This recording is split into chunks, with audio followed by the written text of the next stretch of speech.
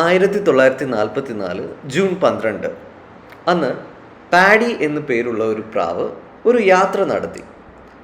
ഒരു അസാധാരണമായ സാഹസികമായ യാത്ര.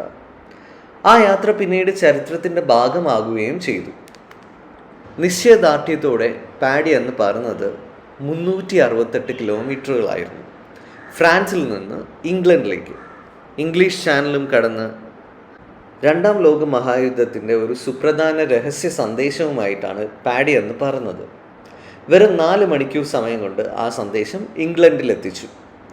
മെസഞ്ചർ ബേർഡ്സിനെ കൊല്ലുവാൻ നിൽക്കുന്ന നാസി സോൾജിയേഴ്സിൻ്റെയും പ്രത്യേകം പരിശീലനം ലഭിച്ച പരുന്തുകളുടെയും കണ്ണിൽപ്പെടാതെ പാഡി പറന്നു. ശക്തമായ കാറ്റിനെയും മഴയെയും വകവയ്ക്കാതെ പാഡി മണിക്കൂറിൽ ഏകദേശം 90 കിലോമീറ്റർ വേഗത്തിൽ പറന്നു. പാഡി പറന്നുകൊണ്ട് കൊടുത്ത രഹസ്യ സന്ദേശം യുദ്ധത്തിലെ പ്രധാന പങ്ക് വഹിച്ചു. യുദ്ധകാലത്തിലെ ഈ സേവനത്തിന് പാഡിക്ക് ഗാലൻട്രി മെഡലും ലഭിച്ചു. ആയിരക്കണക്കിന് വർഷങ്ങളുടെ പഴക്കമുണ്ട് മനുഷ്യനും പ്രാവുകളും തമ്മിലുള്ള ബന്ധത്തിന്. മെസഞ്ചറായിട്ടും വീട്ടിലെ പെറ്റായും പുരാതന സംസ്കാരങ്ങളിൽ മനുഷ്യ ജീവിതത്തിൻ്റെ ഒരു പ്രധാന ഭാഗമായിരുന്നു പ്രാവുകൾ. ഇന്നും മനുഷ്യർ നിറഞ്ഞ ഈ ലോകത്ത് നമുക്ക് ഏറ്റവും കൂടുതൽ കാണാൻ കഴിയുന്ന പക്ഷിയും ഒരുപക്ഷെ പ്രാവുകളായിരിക്കാം.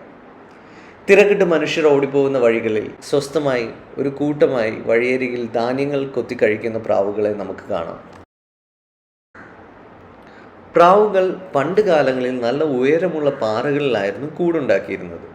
ഈ പാറകളുമായി സാമ്യമുള്ളത് കൊണ്ടാവാം പ്രാവുകൾ പെട്ടെന്ന് തന്നെ നമ്മുടെ കോൺക്രീറ്റ് കെട്ടിടങ്ങളിലേക്ക് അഡാപ്റ്റ് ആയത്. മറ്റു പക്ഷികൾക്ക് അതത്ര എളുപ്പമായിരിക്കില്ല.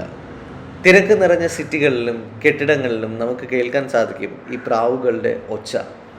നഗരങ്ങളിൽ ജീവിക്കാനുള്ള ഈ കഴിവ് പ്രാവുകളുടെ ഇന്നത്തെ ഈ എണ്ണത്തിന് ഒരു പ്രധാന കാരണമാണ്.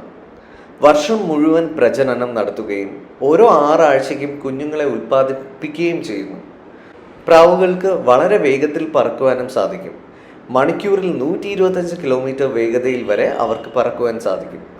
അതുകൊണ്ട് തന്നെ മറ്റു ജീവികൾക്ക് അവരെ അങ്ങനെ എളുപ്പത്തിൽ പിടിക്കാനും സാധിക്കുകയില്ല. ഇതൊക്കെയാണെങ്കിലും പ്രാവുകളെ എല്ലാവർക്കും ഇഷ്ടമാണെന്ന് കരുതരുത്. പ്രാവുകളെ റാറ്റ്സ് വിത്ത് വിങ്സ് എന്ന് വിശേഷിപ്പിക്കുന്ന കൂട്ടരുമുണ്ട്.